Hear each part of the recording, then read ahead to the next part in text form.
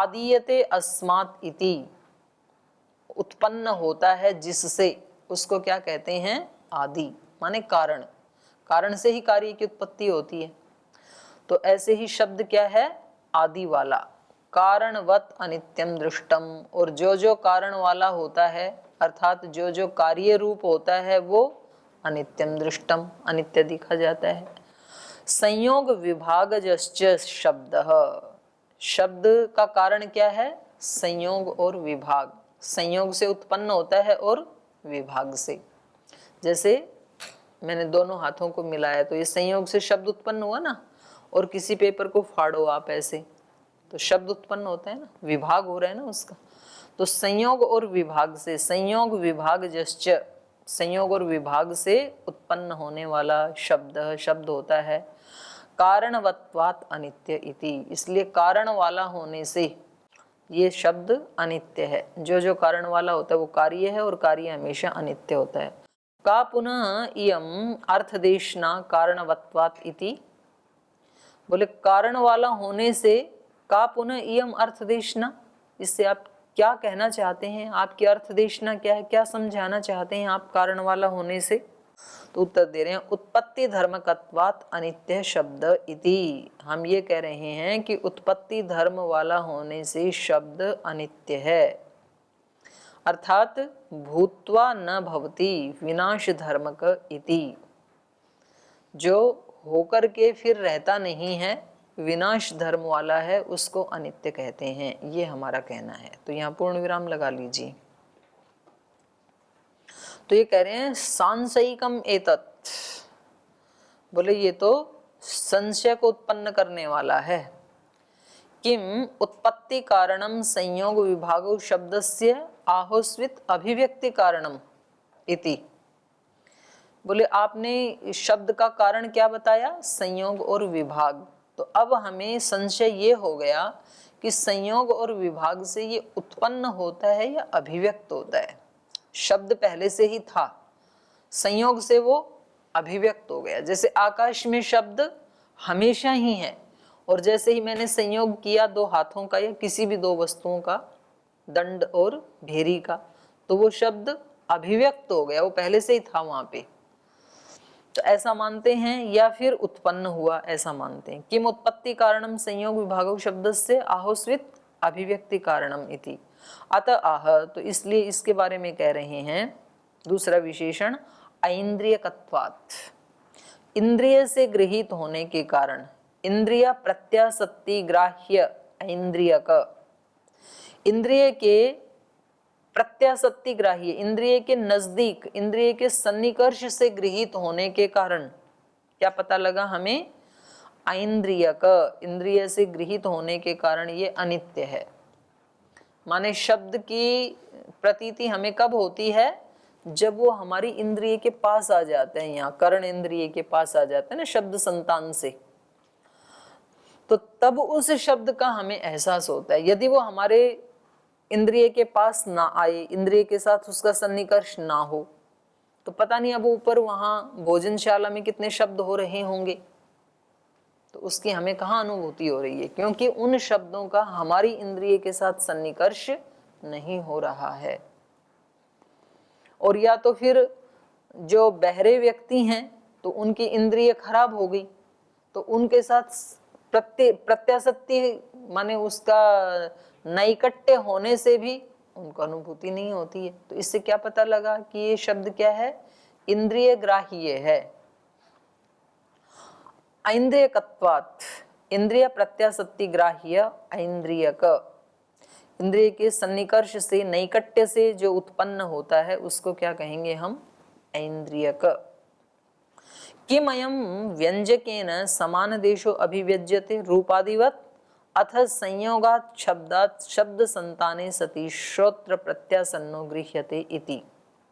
अब इसमें दूसरा ये प्रश्न उठता है, किम अयम व्यंजकेन समान देश अभिव्यज्यते, बोले ये जो इंद्रिय है तो इसके द्वारा, या व्यंजकेन अभिव्यक्त करने वाला, अभिव्यक्त करने वाले दो हैं, संयोग और विभाग। तो इस संयोग विभाग के द्वारा, व्यंजकेन माने संयोग विभागेन, समान देशो अभिव्यज्यते, उस एक देश में रहता हुआ वो अभिव्यक्त हो जाता है। कैसे? दीप रूपादिवत, जैसे दीपक रूप आदियों को अभिव्यक्त करता है। वस्तुएं इसी स्थान में ही रहती हैं लेकिन अंधकार में दिखती नहीं है, लेकिन जैसे ही दीपक आया तो उस समान स्थान की वस्तुएं अभिव्यक्त हो जाती हैं। ऐसे ही आकाश में शब्द हमेशा रहता है, लेकिन संयोग विभाग जो इसके अभिव्यंजक हैं, उस व्यंजक के द्वारा उसकी अभिव्यक्ति हो जाती है रूप आदि की तरह से। ऐसा है। या अथ संयोगात शब्दात शब्द संताने सती, संयोग से शब्द उत्पन्न होता है और शब्द संताने सती, शब्द संतान के होने से, श्रोत्र प्रत्यासन्न, शब्द संतान से वो शब्द हमारे श्रोत्र के निकट आता है, और प्रत्यासन्न गृह्यते, उसके बिल्कुल निकट आकर के जब सन्निकर्ष हो जाता है श्रोत्र इंद्रिय के साथ, तब उसका ग्रहण होता है। तो ये दोनों में से कौन सा है? संयोग निवृत्तौ शब्द ग्रहणात् न व्यंजकेन समान देशस्य ग्रहणम।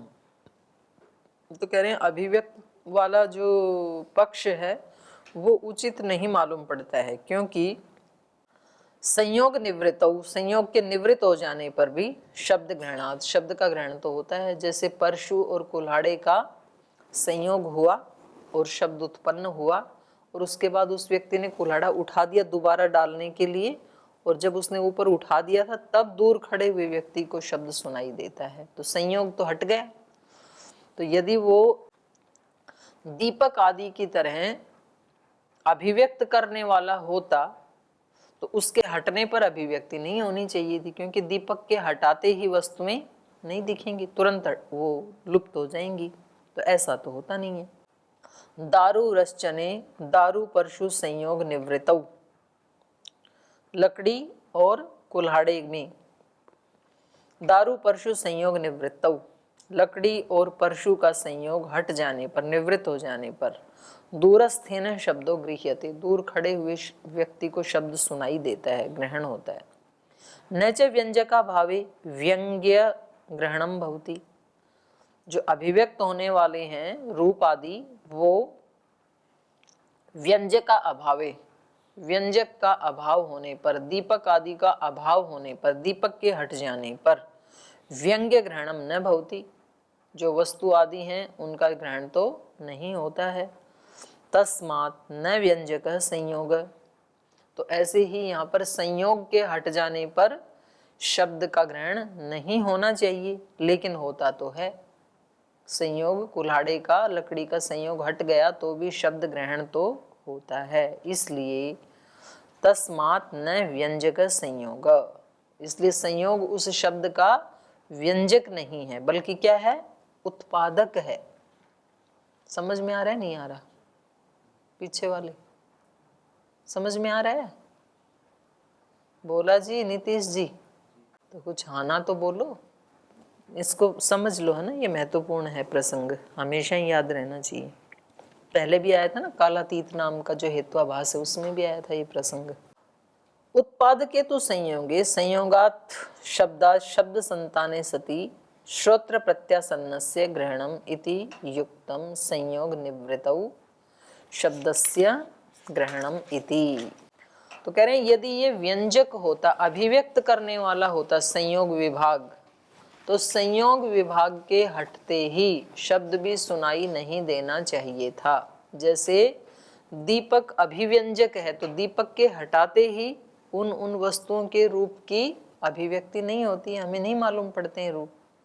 ऐसे ही यदि शब्द भी होता अभिव्यक्त करने वाला, अभिव्यक्ति मतलब वस्तु पहले से ही है और कोई निमित्त आगे उनको अभिव्यक्त कर रहा है, तो शब्द पहले से ही नित्य है आकाश में और संयोग ने केवल उनको अभिव्यक्त कर दिया। ऐसा यदि होता तो संयोग के हटते ही शब्द की प्राप्ति नहीं होनी चाहिए थी, लेकिन शब्द की प्राप्ति तो होती है संयोग के हटने पर भी। तो इससे क्या निकला अर्थापत्ति से?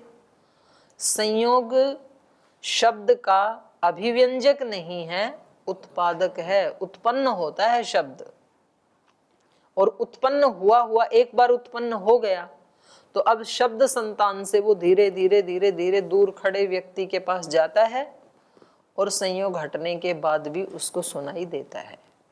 तस्मान न व्यंजक संयोग उत्पादक हेतु, जब इसको संयोग को हम उत्पादक मान लेते हैं तब तो संयोगे, उसका संयोग होने से, संयोगात शब्दात, संयोग से उत्पन्न होने वाला शब्द, शब्द संताने सति, शब्द संतान के होने से, श्रोत्र प्रत्यासन्नस्य, श्रोत्र के निकट, नैकट्य का, उस संयोग से श्रोत्र के निकट जब शब्द आता है तो उस निकट आने वाले शब्द का ग्रहणम इति युक्तम, उसका ग्रहण होता है, तो ये पक्ष ही युक्त है।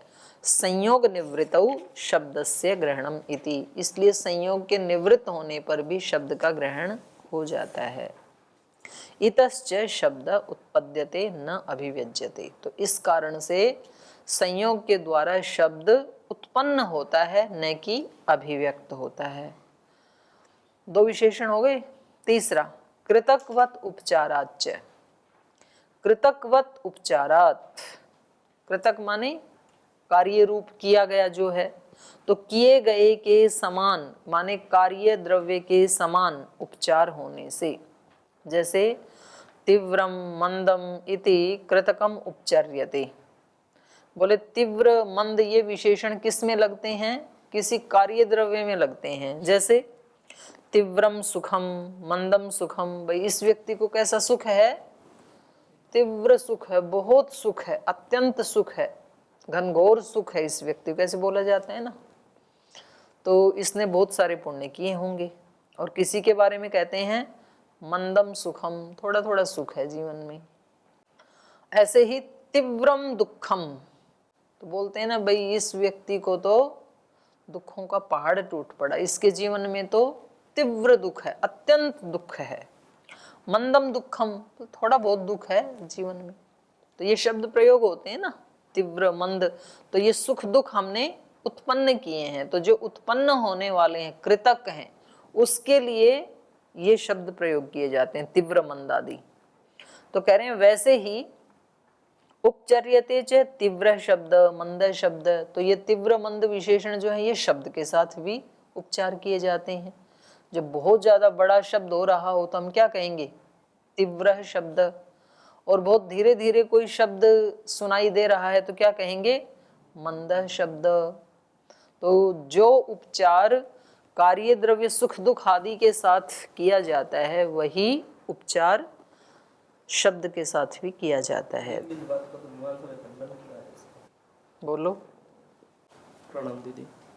मीमांसा में तो ये बताया गया उसमें नाद के कारण होता है, शब्द में तो कोई परिवर्तन नहीं हो रहा है। जिससे मैं चाहे जोर से बोलो धीरे से बोलो, आपको सुनने में परिवर्तन कम ज्यादा हो सकता है। आएगा, वो आएगा, वो जो आप जो कह रहे हो वो ये खुद ही उठा रहे हैं। तो ये चलते हैं आगे। ये कह रहे हैं ये उपचार शब्द के साथ भी होता है जो सुख दुख आदि के, और सुख दुख तो कृतक हैं, हमने बनाई हैं सुख दुख तो ऐसा ही उपचार शब्द के साथ भी होता है। इसलिए शब्द क्या है? अनित्य है। अब ये जो आप कह रहे हो वो बात ये आगे कह रहे हैं।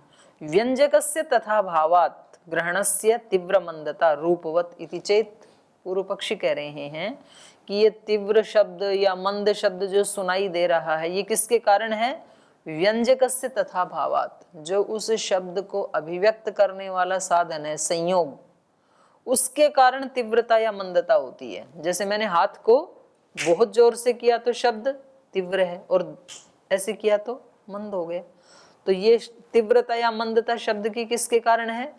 संयोग के कारण, जो उसका व्यंजक है, अभिव्यक्त करने वाला है, तो उसके कारण है। कैसे? रूपवत, जैसे इस कमरे की जो वस्तुएं हैं, आपने लाइट जलाई तो उनका रूप की तीव्र अभिव्यक्ति हो रही है, बिल्कुल स्पष्ट दिख रहा है। तो कुछ ऐसे कैमरे होते हैं ना हाई टेक्नोलॉजी के, तो उसमें छोटी से छोटी माइनर चीज भी दिख जाती है। और यदि यहाँ पर छोटा सा दीपक लाके जलाएं रात के अंधेरे में, तो आपको बस इतना एहसास होगा कि कुछ आसन हैं, कुछ चौकियां यहाँ पे लगी हुई हैं, बिल्कुल स्पष्ट दिखाई नहीं देगा।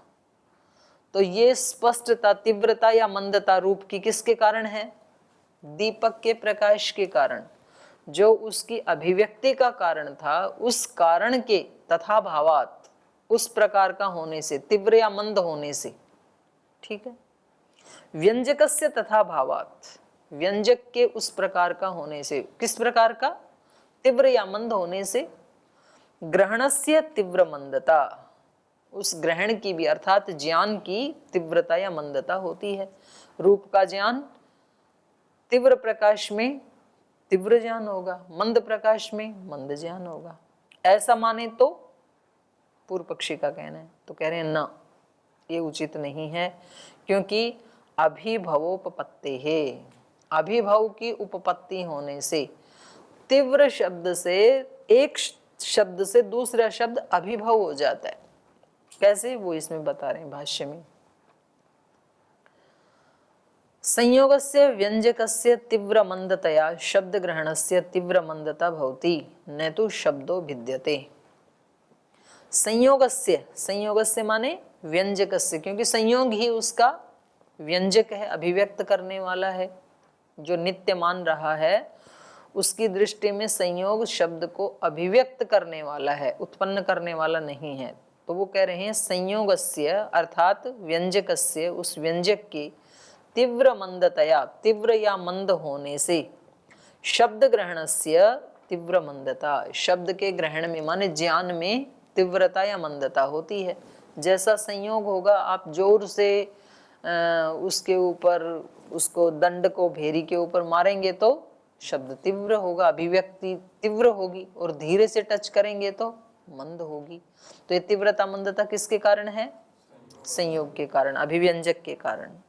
न तो शब्दों भिद्यते, शब्द में कोई भेद नहीं है, शब्द तो नित्य ही है, पर आपके संयोग के कारण वो तीव्र या मंद हो जाता है। उदाहरण दे रहे हैं, यथा प्रकाशस्य तीव्र मंदतया रूप ग्रहणस्य, जैसे प्रकाश के तीव्र या मंद होने से रूप, हमारे लिए रूप का ज्ञान तीव्र या मंद हो जाता है। ऐसा यदि माने तो तच्च नैवम, ये उचित नहीं है, ऐसा मानना उचित नहीं है। यदि पूर्व पक्षी ऐसा मानता है तो क्यों नहीं है? अभिभवोपपत्ति है, अभिभव की उपपत्ति होने से, माने दूसरे शब्द से एक शब्द दब जाता है। जैसे तीव्रो भेरी शब्दो मंदम तंत्री शब्दम अभिभवती न मंदः। कह रहे हैं एक तो भेरी का शब्द है, नगाड़े का शब्द है, तो वो कैसा होता है? तीव्र। और एक शब्द है तंत्री का, वीणा का।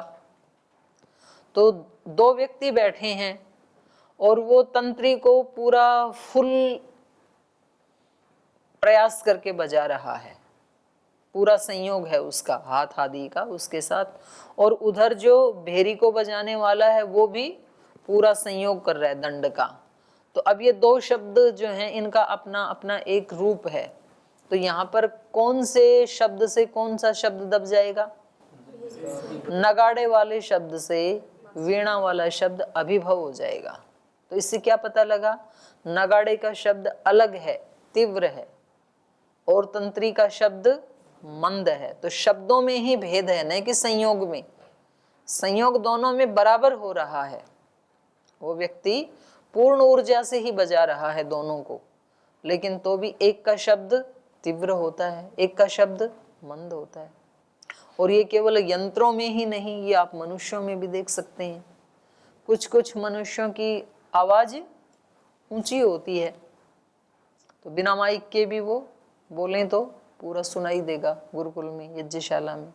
कुछ लोगों की आवाज धीमी होती है, तो बोलें तो पास वाले को भी सुनाई नहीं देगा। तो शब्द का अंतर है, एक शब्द से दूसरा शब्द अभिभव हो जाता है। तीव्रो भेरी शब्दों मंदम तंत्री शब्दम अभिभवती, जो तीव्र नगाड़े का शब्द है वो मंद तंत्री के शब्द को अभिभवती, अभिभूत कर देता है, नीचे दबा देता है। न मंद, मंद शब्द नहीं दबा सकता है, तंत्री वाला शब्द नगाड़े वाले को नहीं दबा सकता है। आप कितनी भी जोर से तंत्री बजा लो, वीणा, कि आपने हमारे को अभिभव किया, अब हम आपको भी अभिभव करते हैं, आप ताकत ही लगा देना, लेकिन आप नगाड़े के शब्द का अभिभव नहीं कर सकते हैं। न च शब्द ग्रहणम अभिभावकम शब्दश्च भिद्यते। तो कह रहे हैं यहाँ पर शब्द ग्रहणम न अभिभावकम, शब्द का जो ज्ञान है उसमें कोई अंतर नहीं है, वो अभिभावक नहीं है। शब्दश्च भिद्यते, यहाँ न को काट लीजिए, शब्दश्च न भिद्यते है ना, तो न यहाँ एक्स्ट्रा लिखा गया, शुरू में ही आ गया। न च शब्द ग्रहणम अभिभावकम, न तो संयोग अभिभावक होता है और न च शब्द ग्रहणम अभिभावकम, और न ही शब्द का ग्रहण अभिभावक होता है। कोई कहे कि जी उसको ना वो कम सुना होगा तंत्री का शब्द और नगाड़े वाला ज्यादा सुन, तो उसके सुनने में फर्क हुआ होगा। बोले नहीं, वही व्यक्ति है, वही कर्ण इंद्रिय है, तो ज्ञान में भी कोई फर्क नहीं होता है। अभिभाव ना तो संयोग में है और न तो ग्रहण में है। न च शब्द ग्रहणम अभिभावकम, यहाँ अल्प विराम लगा लीजिए। शब्दश्च भिद्यते, बल्कि दोनों शब्दों में ही भेद है, दोनों शब्द अलग अलग हैं। भेरी का शब्द तीव्र है, तंत्री का शब्द मंद है। शब्दे तो भिद्यमाने, और इस शब्द को ही भिन्न मानने पर युक्तो अभिभव, तभी अभिभव युक्त होता है। तस्मात् उत्पद्यते शब्द न अभिव्यज्यते। तो इससे ये निकला कि शब्द उत्पन्न होता है संयोग से, न अभिव्यज्यते, अभिव्यक्त नहीं होता है रूप आदि की तरह से। और जो उत्पन्न होता है वो कैसा होता है? अनित्य होता है, इसलिए तस्मात् अनित्य है शब्द। अभिभव अनुपपत्तिश्च व्यंजक समान देशस्य अभिव्यक्तौ प्राप्त्याभावात्। और कह रहे हैं अभिभव अनुपपत्तिश्च, माने ये उनको कह रहे हैं सिद्धांती पूर्व पक्षी को, जो ये मान रहा है ना कि शब्द की तो अभिव्यक्ति होती है। तो बोले आपके पक्ष में तो अभिभाव तो होगा ही नहीं कभी। क्यों नहीं होगा? अभिभाव अनुपपत्तिश्च, एक ये भी दोष आएगा। यदि आप शब्द को अभिव्यक्त होने वाला मान रहे हैं तो अभिभाव अनुपपत्तिश्च, अभिभाव की अनुपपत्ति होगी। क्यों? व्यंजक समान देशस्य अभिव्यक्तौ प्राप्त्या अभावात्। ये जो व्यंजक है ये समान देशस्य अभिव्यक्तौ, समान देश की अभिव्यक्ति में प्राप्त्या अभावात्, संयोग का अभाव होने से। माने एक तंत्री का शब्द है, एक नगाड़े का शब्द है, और दोनों क्योंकि नित्य ही हैं, तो नित्य हैं तो इनका उत्पन्न होने वालों का तो संयोग हो सकता है, पर जो नित्य ही हैं उनका कोई संयोग तो हुआ नहीं। और संयोग ही नहीं हुआ तो एक दूसरे को कैसे अभिभव करेगा? अभिभव तो तभी होगा ना जब दोनों मिलेंगे। व्यंजकेन समान देशो अभिव्यज्यते। जो व्यंजक है, व्यंजक क्या है? व्यंजक क्या है? संयोग। नगाड़ा तंत्री क्या क्या बोल रहे हैं। व्यंजकेन, व्यंजकेन मतलब संयोगेन, व्यंजकेन समान देशो अभिव्यज्यते। व्यंजक का क्या है? समान देशो अभिव्यज्यते व्यंजकेन। एक समान देश माने उसी देश में, उसी देश में मतलब तंत्री में या नगाड़े में ही शब्द रहता है, और संयोग के द्वारा क्या हो रही है? अभिव्यक्ति उसकी। व्यंजकेन समान देशो, समान देशस्थ ऐसे होना चाहिए, बल्कि समान देशस्थ अभिव्यज्यते शब्द। संयोग व्यंजक के द्वारा उसी स्थान में रहने वाला जो शब्द है उसको अभिव्यज्यते, अभिव्यक्त किया जाता है। इति एतस्मिन् पक्षे, तो इस आपके पक्ष में नौपपद्यते अभिभव, अभिभव की उपपत्ति नहीं होगी। क्यों नहीं होगी? नहीं भेरी शब्देन तंत्री स्वनः प्राप्त इति, क्योंकि जो भेरी का शब्द है उसके द्वारा तंत्री स्वन न प्राप्त इति, तंत्री माने वीणा के शब्द के साथ संयोग ही नहीं होगा। भाई दोनों शब्द एक जगह आए तब तगड़े वाला शब्द मंद वाले को दबाए, और शब्द तो नित्य हैं आपके मत में।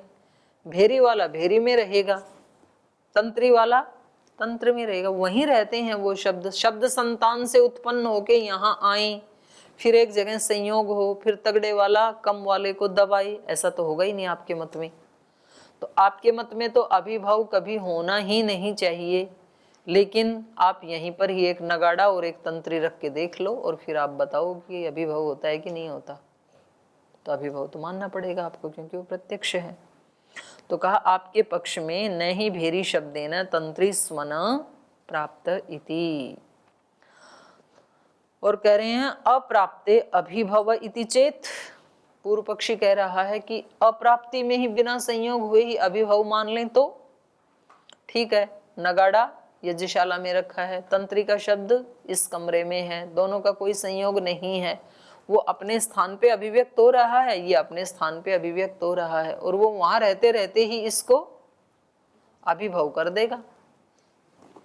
अप्राप्ते अभिभव इति चेत, तो कहा फिर तो शब्द मात्र अभिभव प्रसंग, अगर बिना प्राप्त हुए ही अभिभव कर देता है तो आप एक जगह यज्ञशाला में नगाड़ा बजाओ और वो शब्द दुनिया भर के जो तंत्री शब्द हैं उनका अभिभव कर देगा, क्योंकि उसमें प्राप्ति की तो आवश्यकता है ही नहीं।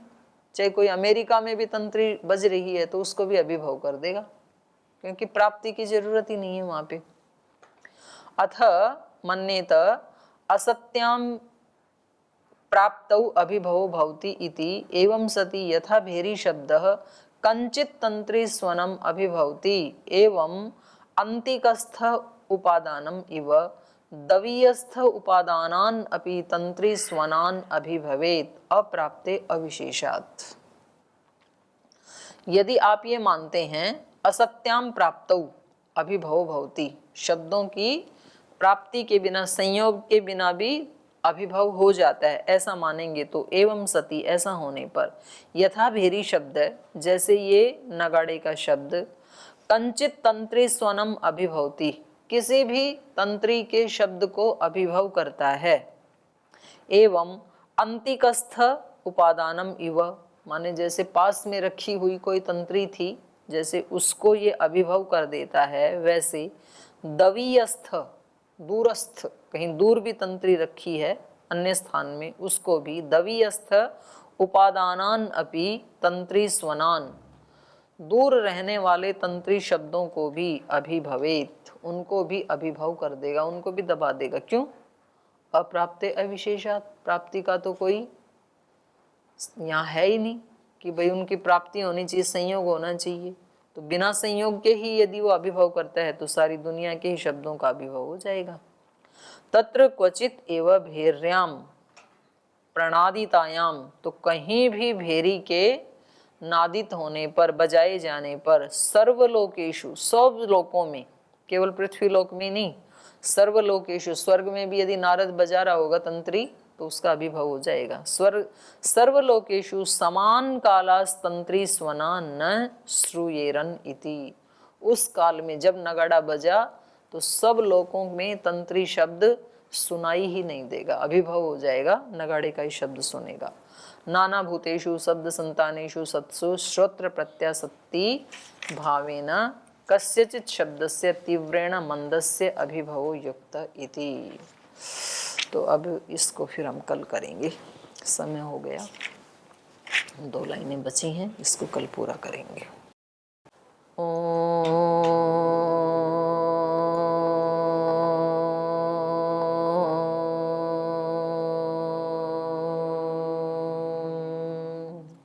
शांति शांति शांति। श्री गुरुभ्यो नमः।